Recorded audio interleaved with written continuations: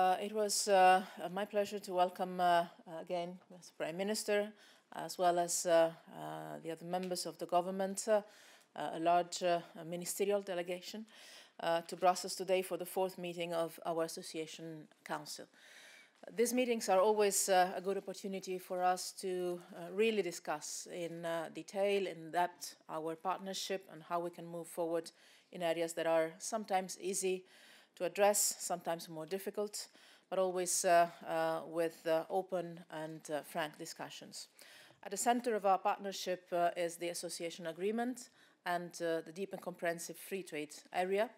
The agreement shows the European Union's commitment to strengthening political association and economic integration with the Republic of Moldova by working in close partnership.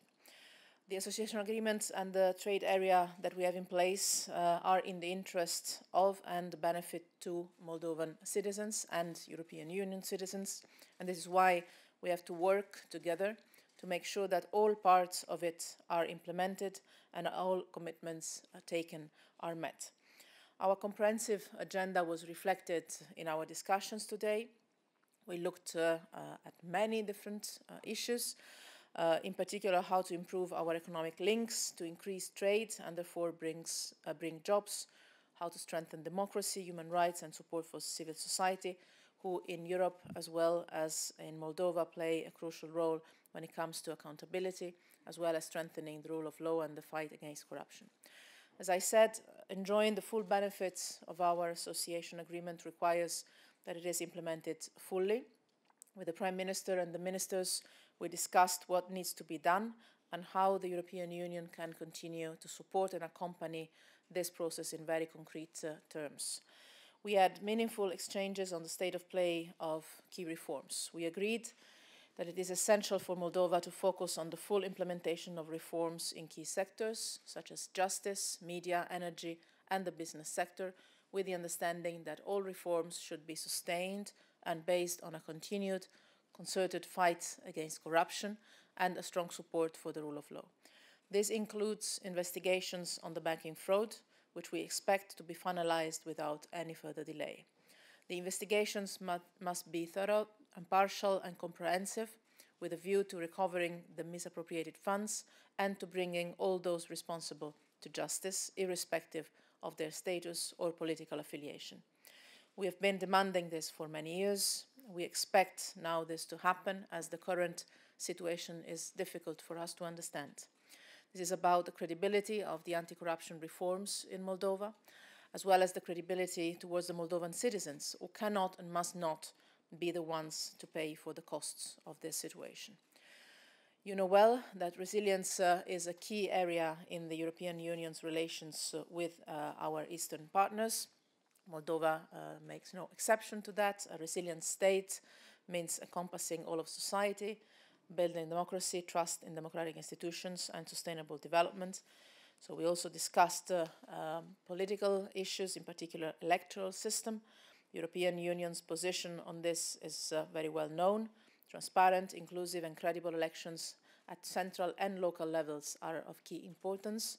Any change to the electoral system should be based on a broad consensus among political forces, following a genuine consultation of civil society and in accordance with the recommendations of relevant international partners, and namely the Council of Europe Venice Commission and the OSCE Office for Democratic Institutions and Human Rights. So we will closely monitor the consequences of the new electoral code for multi-party democracy over the coming months. We also touched upon the efforts made by the government of Moldova on developing policies for the integration of persons belonging to national minorities and on reaching out to all segments of Moldovan society and to different parts of the country. When it comes to the Transnistrian settlement, the latest significant positive developments that we have witnessed will serve to bring tangible benefits to the populations on both banks of the Dnistru River. The European Union will continue to support a peaceful settlement of the Transnistrian conflict within the framework of the 5+2 process. In line with the Vienna OSCE ministerial statement of last December, which underlines the output-based principle of the process, it is important to continue this level of engagement in the upcoming months. And we support the efforts of the Italian OSCE chairmanship in office in this regard. the continued cooperation we have on many different other sectors, such as the Eastern Partnership Framework. Let me thank the Prime Minister for the very positive contribution he personally gave to the Eastern Partnership Summit last November here in Brussels. On the level of the international issues, let me mention the alignment of Moldova with the EU common foreign and security policy decisions is also much appreciated. Let me finish by underlining once again the importance for Moldova to keep up with the commitments under the association agreement and the deep and comprehensive free trade area and proceed with their implementation. As always, you can count on us, you can count on the European Union to be there as a strong partner and friend to accompany and support Moldova in this process. Thank you very much. Ladies and gentlemen, so today, the fourth meeting of the EU Republic of Moldova Association Council meeting wrapped up. We discussed a number of issues, political issues, sectoral issues. This is my third Association Council meeting. And what I can say is that year after year, I can see that the relationship with the European Union is becoming deeper, more dynamic, but also more complex. There are key concrete benefits for citizens here, and we've been able to consolidate democracy in the Republic of Moldova. Now, despite the problems that our country and our society is facing, we continue to move forward on this path of political integration and more meaningful relationship with the European Union. Now, there are elections coming up this year, and we want to intensify our efforts in terms of reforms. This is our position in Chișinău. I know that we'll be able to do this. The electoral campaign is certainly coming up, and we'll try and steer away from polemics, and we just focus on implementing the reforms that need to be implemented. I stated that the Republic of Moldova will continue to cooperate with the EU, the OSCE, and other international bodies so as to ensure that the upcoming parliamentary elections that will take place this year are free and fair and in line with international standards. That is our main political objective. We are aware of the fact that the elections have to be legitimate and recognized, and we mustn't allow anything to cast any doubt on the result of the elections. Which is why I'd like to state once again that Chișinău is very open and will welcome as many observers as possible so as to ensure that the appropriate monitoring is set in place to ensure that all of those who cast their vote can do so in a free and open manner. We discussed the media sector as well. There's also a new project in the pipeline. The Audiovisual Media Services Code was adopted at first reading in the Chișinău at the Parliament, and it's currently been set for scrutiny to the OSCE and the Council of Europe, as well as the European Commission. We had a strong team working on this. We also received support from the Council of Europe, as well as many other international experts in this area. Combating corruption and preventing money laundering. These are very important issues on our agenda. And soon, new bodies, new competent authorities, the National Integrity Authority, for example, and the Service for Preventing and Combating Money Laundering, there are two parts of the institutional framework that will enable us to fight against these problems in a more effective manner. This is our government's position. Our government is certainly capable of adopting the necessary legislative framework to make progress in this area, and of course implementation is very important as well. We are able to talk to our European counterparts today about the reforms in the pipeline to reform the judiciary. As I was saying, at the beginning of this year, we adopted some specific targets for the year 2018 during our mandate. At it's only natural that they should take place. And I want to reaffirm our commitment to the reform of the justice system. We also talked about banking fraud today. The competent authorities are currently working on the recovery of misappropriated funds. And the Public Prosecution Office is working on this on the basis of the international report, on the Kroll report. We're happy to see that the European Union has taken note of the positive steps taken in stabilizing the banking sector. This has meant that European investors have been able to come in. This is perhaps one of the most important aspects that our government has has looked into very carefully, given the background to all of this, the banking crisis. We've looked at this carefully so as to ensure that the banking system is as stable as it can be. So together with our partners, with the EU and the IMF, we've looked at this very closely. We've been able to see, and we were happy with this, we've been able to see that volumes in trade with the European Union have grown.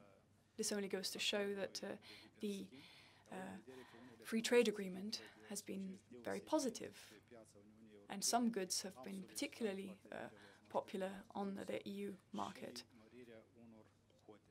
Also, we've been able to request the increasing of certain quotas for those goods.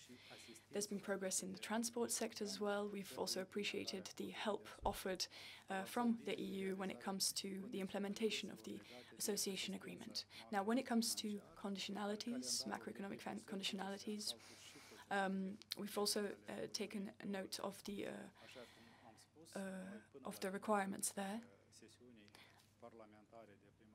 By the end of the spring term in Parliament, we've set ourselves the objective to attain all the objectives, all the conditionalities for all the tranches.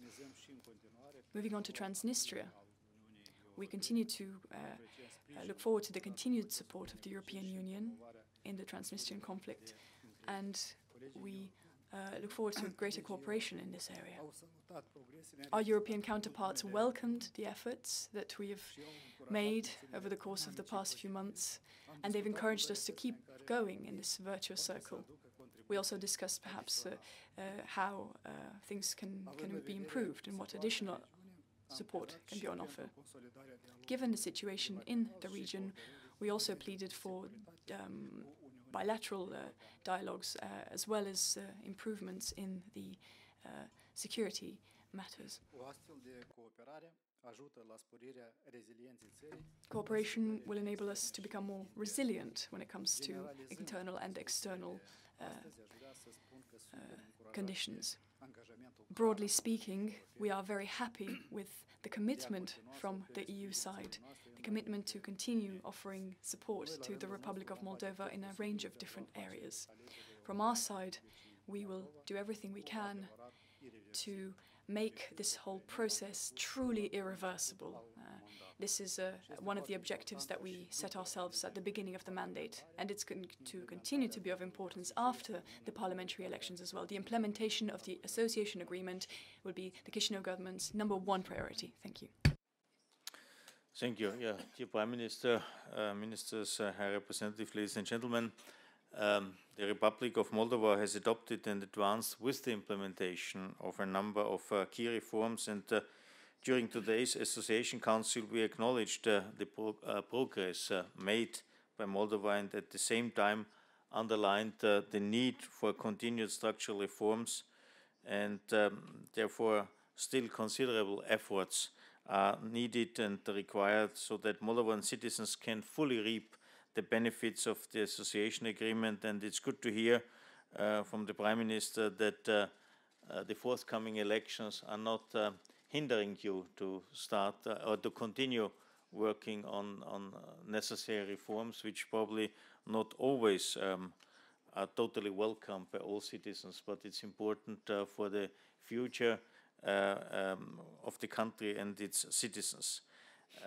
It was already said by the High Representative and also by you, Prime Minister, concerning the last Eastern Partnership Summit that we have there, endorsed by our Eastern partners together with the Member States, 20 deliverables for 2020, which provide a very practical guidance for the reform process. Moldova will make progress on these deliverables, and this progress will have to be reported in the upcoming October ministerial meeting we will have in Luxembourg with all our Eastern partners. We also underlined that transparent, inclusive and credible elections are central at central and local level are of key importance. We also stressed the importance of fighting against corruption as underlined by the Council in its recent conclusions on the Republic of Moldova. To this end, we stressed that investigations on the banking fraud need to be finalized in an impartial and comprehensive way and without any further delay, and of course in particular focusing also on the assets to be recovered. In this context, we recalled the need for the reform of the justice sector to build trust among citizens, but I would really like to comment on all the, so to say, intentions and already achievements concerning the judicial reform. It's definitely a comprehensive one, a far-reaching one, but an absolutely necessary one. We reiterated also our readiness to continue supporting Moldova in all these reform efforts with a view to ensuring tangible benefits for its citizens. We also recalled that EU assistance is based on strict conditionality. To this respect, each payment of the macro-financial assistance will be subject to the policy measures included in the MOU and the respect of political preconditions. Lastly, on the outstanding payments of budget support, it will be crucial that Moldova fulfill its agreement with the International Monetary Fund, make substantive progress on the fight against corruption, and complies, of course, with democratic principles. Thank you. Thank you very much. I'll take a couple of questions. I'll start with Richard. Hello there, Richard Josviak, Radio for Europe. Two questions, if I may. First one for the Prime Minister. How much of the 1 billion has actually been recovered? And I saw also that in Moldova you passed a law which seems to appear that it's the Moldovan taxpayers that will have to foot the bill. So my question then is also, have you let the people who actually swindle this money get off the hook?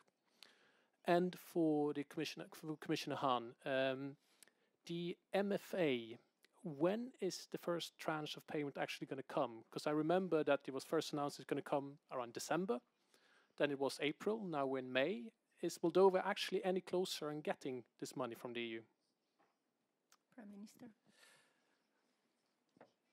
Au fost recuperate, sau mai bine zis, au fost emise din creditul de urgență, recovered mai mult decât 1 miliard over 1 billion lei. Sigur că aici vorbim nu despre Indeed, recuperarea it's activelor fraudate, not just about the recovery of the misappropriated assets, but also the payments that were obtained from the liquidation of the 3 banks and the credit accumulation.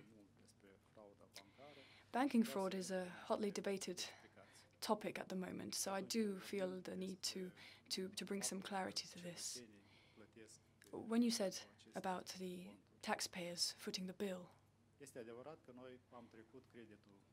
it's true that the emergency credit has been put under public debt.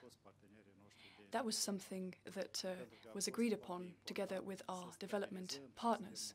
The main thing was to restabilize the financial system, the banking system. Otherwise, we would have lost a lot more had there been no stability. And we wouldn't have reached an agreement with the IMF. The agreement with the IMF is key. And it also brings in further trust with towards our partners.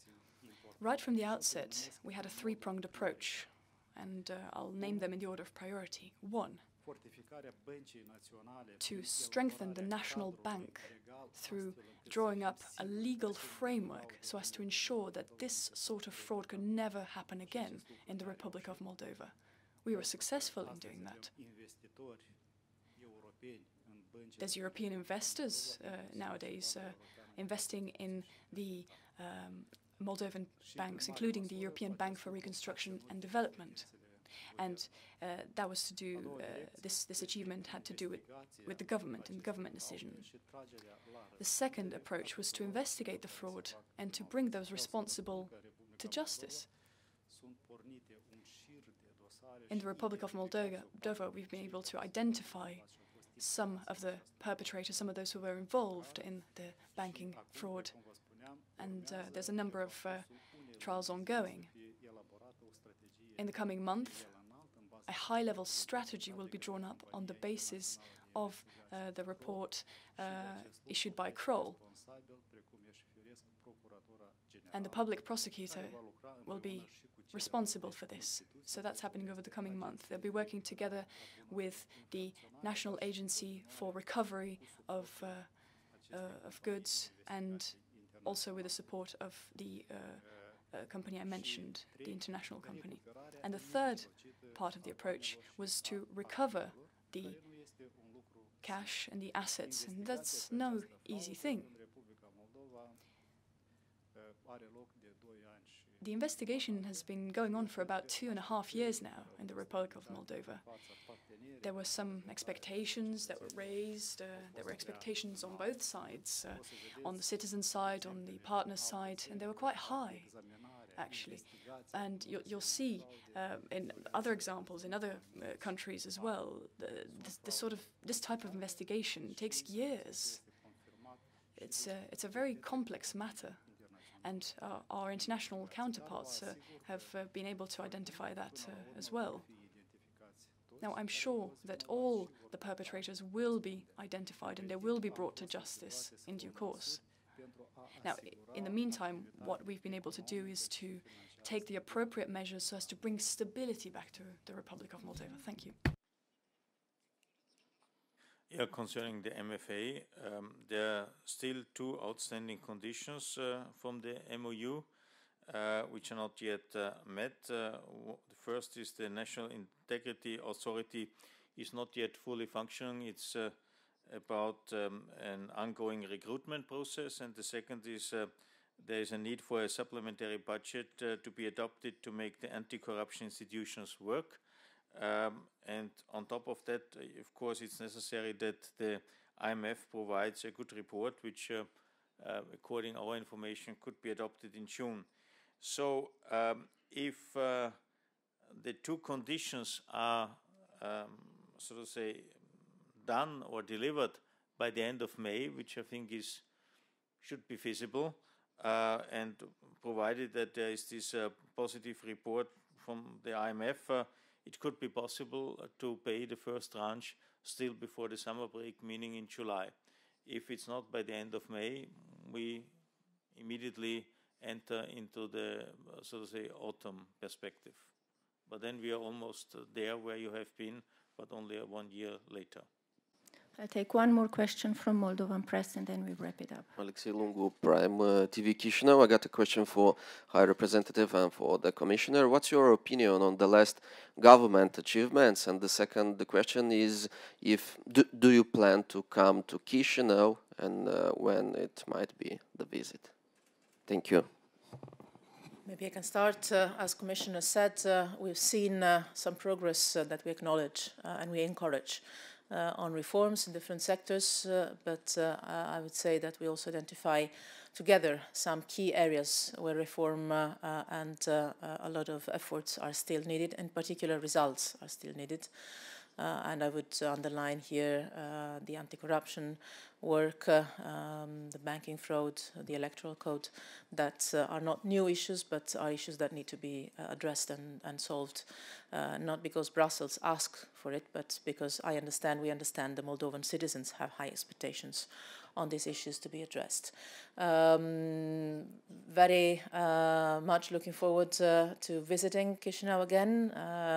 It was actually a visit I paid on a day I will probably always remember. It was the day immediately after my appointment by the European Council, but it was quite long ago, almost 4 years. So looking forward to coming back again. We do not have an agreed or planned date yet, but for sure I will visit at a certain moment, and I will be happy to do so. Yeah, in terms of, so to say, assessing the work of the government, nothing has to be added. I think the government has done a remarkable job, which has to be acknowledged, adopting reforms which usually are not always immediately supported, let's put it mildly, by all citizens, but which are again necessary to bring back the country on its, so to say, European orientation. And concerning a trip, I have to tell you, it's always with friends. Unfortunately, you don't pay so many visits to your friends as you would like to do it. But the good side of this is I'm usually traveling to countries where there are big problems. So if I'm not there, I would say it's a good signal. But in terms of friendship, it's not good. So I try to improve my track record in terms of visits to Moldova. Thank you very much. I'm afraid we'll have to wrap up at this point, but look out also for a joint press statement following this council meeting. Thank you very much for coming.